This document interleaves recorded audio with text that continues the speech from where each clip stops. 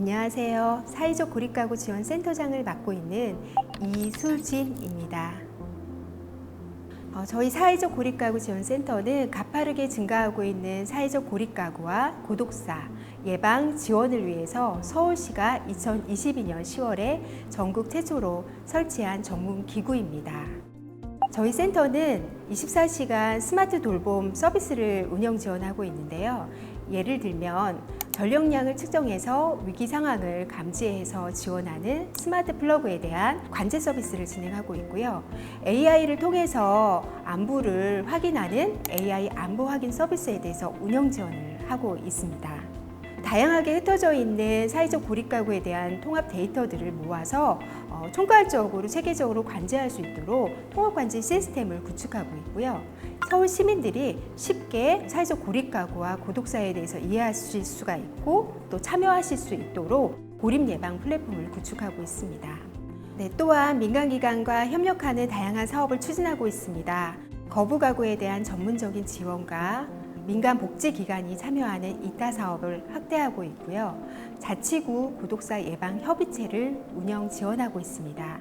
이를 통해 사회적 고립가구 시민들이 지역 공동체 안에서 자연스럽게 발견되고 지원될 수 있도록 운영 지원하고 있습니다. 더불어 사회적 고립가구에 대한 인식 개선을 위해서 다양한 홍보 사업을 운영 중입니다. 불과 몇 년 전만 해도요, 사회적 고립이라는 단어가 우리에게 굉장히 낯선 단어였습니다. 이 단어가 1인 가구의 가파른 증가와 코로나 감염병 이후에 사회적으로 이슈화되고 있습니다. 사실 저희 재단에서는 서울시 복지 정책 중에 그물망 복지센터, 희망온돌 프로젝트, 찾아가는 동주민 센터라는 사업을 통해서 사회적 고립가구에 대해서 지속적으로 지원해 왔습니다. 2016년도에는 사회적 고립가구에 대한 연구를 본격적으로 시작하였고요. 2017년부터는 시범사업을 운영하였습니다. 그리고 2022년도에 본격적으로 저희 센터를 설치하게 된 것입니다. 서울시의 경우 1인 가구가 34%가 넘으며 몇몇 자치구의 경우에는 60%가 넘는 구들이 있습니다. 1인 가구가 즉 사회적 고립가구를 의미하는 것은 아니지만 1인 가구 중에 경제적, 신체적으로 어려움에 처한 분들인 경우에는 사회적 고립이라든지 고독사 위험에 쉽게 노출될 위험이 높습니다. 일본의 경우에는 2008년부터 고독사 제로 운동을 추진하였지만 지금 고독사가 수만 명에 달할 정도입니다. 우리나라는 일본의 사례를 반면 교사 삼아서 보다 적극적으로 전문적으로 정책을 펼쳐나갈 필요가 있습니다. 이러한 상황 안에서 저희 사회적 고립가구 지원센터 같은 전문기구의 역할이 굉장히 중요하고 필요하다고 생각합니다. 보건복지부에서는 2022년 5월 고독사 예방 대책을 발표하며 저희와 같은 전문기구를 중앙과 자치구 단위로 확대한다는 계획을 가지고 있습니다. 저희 센터는 전국 최초로 설립된 기관으로서 타 기관의 롤 모델이 될 수 있도록 최선의 노력을 다하겠습니다. 또한 무엇보다 서울시 사회적 고립가구 시민들이 믿고 의지할 수 있는 그런 기구가 될 수 있도록 노력하겠습니다. 연구에 의하면 이웃이 스치듯이 지나가면서 간단하게 인사만 하셔도 고립감 해소에 굉장히 도움이 된다고 합니다. 더 많은 시민들이 사회적 고립가구에게 진심 어린 소통을 나누신다면 우리 사회의 사회적 고립가구 시민이 점점 줄어들 것이라고 생각합니다. 저희 센터는 사람과 사람을 연결하는 든든한 다리 역할을 하겠습니다. 여러분들도 우리 이웃에게 마음의 징검다리를 놓아주실 수 있는 그런 시민이 되어주시면 감사하겠습니다.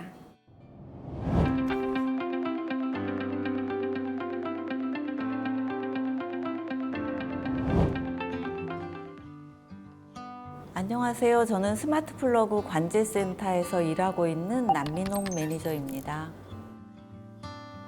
스마트 플러그 관제센터는 고독사 위험이 있는 어르신들을 24시간 지켜보고 위급 상황 시 출동하는 업무를 하고 있는데요.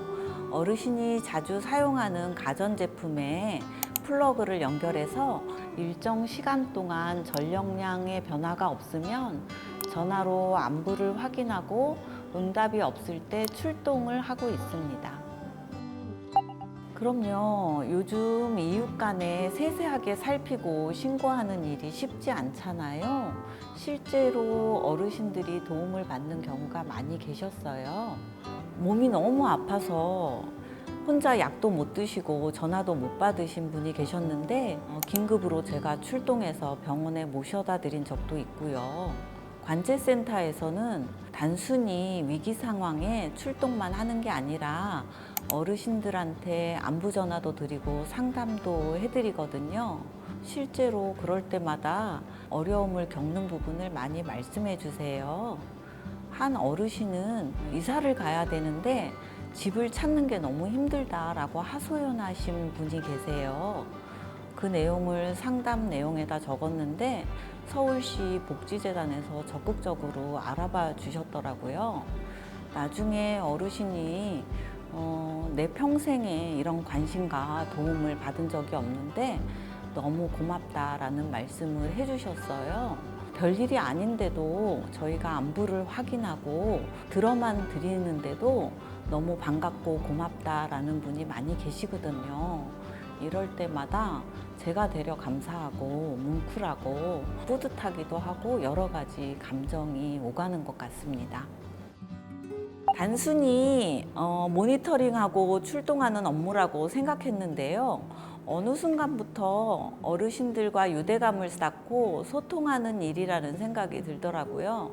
어르신들과 상담한 내용을 세세하게 적다 보니 서울시 복지재단이 스쳐 지나가는 일로 치부하는 게 아니라 복지와 연결 실행해 주시기도 하고요. 어르신들이 고맙다라고 말씀을 하실 때에는 이런 일이 단순한 관제나 업무가 아니구나라고 생각될 때가 많이 있습니다.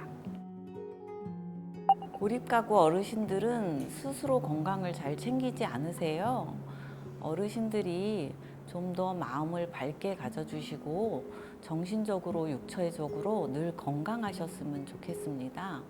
그리고 저희 관제센터뿐만 아니라 어르신들이 즐겁게 수다도 떠시고 일상을 공유할 수 있는 곳, 그런 기회가 많았으면 좋겠습니다.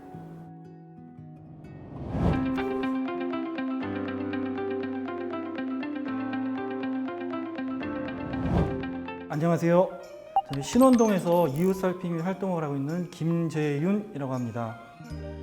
이웃살피미는 사회적으로 고립되어 있으신 분들 중에서 고독사의 위험이 높으신 분들을 발굴하고 찾아가고 함께하는 활동입니다. 주변의 이웃분들 중에 이런 분들이 계시다면 누구든지 참여할 수 있는 그러한 사업입니다. 처음에 제가 통장으로 섬기고 있을 때 주변에서 고독사가 발생을 했습니다. 집 앞에 우편물이 쌓이고 있는 것은 제가 보았는데 다른 조치를 취하지 않은 상태에서 고독사가 발생을 해서 다음부터 이런 일이 발생한다면 안 될 것 같다는 생각에 이웃살피미를 지원하게 되었고 지금까지 활동을 하고 있습니다. 주변에 계신 어르신들이 고집도 세고 여러 가지 요청하는 것들도 많으셔서 힘든 게 사실이긴 합니다만 한 달에 한 번 의무적으로 만나서 반찬을 전달해주는 사람으로 비치거나 정말 살아있는지 죽어있는지 확인만 하고 가는 사람으로 인식되기가 싫어서 저 역시 그분들의 정말 필요한 것이 뭔지 계속 여쭤보고 정말 필요한 것들을 찾아서 연결해 드리는 그런 활동들을 계속하고 있는데요. 그렇게 하다 보니까 어르신들도 마음의 문을 열고 필요한 것들을 자발적으로 말씀해 주시고 함께하는 그런 활동들을 할 수가 있게 된 것 같습니다. 의식이 없으신 동생분을 20년째 돌보고 계신 분이 계신데 그분에게 반찬을 전해드리면 정말 맛있어서 며칠씩 두고두고 먹었다고 이렇게 말씀해 주시면서 말씀도 예쁘게 해주시고 오히려 저에게 힘이 되시는 분이 있습니다. 이 어려운 상황에서 그 말씀을 이렇게 예쁘게 한다는 게 쉬운 일이 아닌데도 그렇게 하시는 걸 보면서 제 식구들을 대할 때나 주변의 사람들을 대할 때 정말 좋은 말로 하려고 하고 그분을 닮아가려고 하는 그런 분이 계십니다. 사회적 고립가구가 대부분 어르신들만을 생각하게 될 텐데요. 젊은 분들 중에서 고립가구가 상당히 많이 있습니다. 하지만 젊은 분들은 이 상황을 스스로 이겨나가야 된다는 생각들을 하고 계셔서 오히려 더 고립에 빠져드는 경우가 많은 것 같아요. 그래서 젊은 분일지라도 필요한 부분이 있다면 당당하게 지원을 요청할 수 있고 또한 필요한 것들을 채워줄 수 있는 그런 문화가 정착이 되었으면 하고요.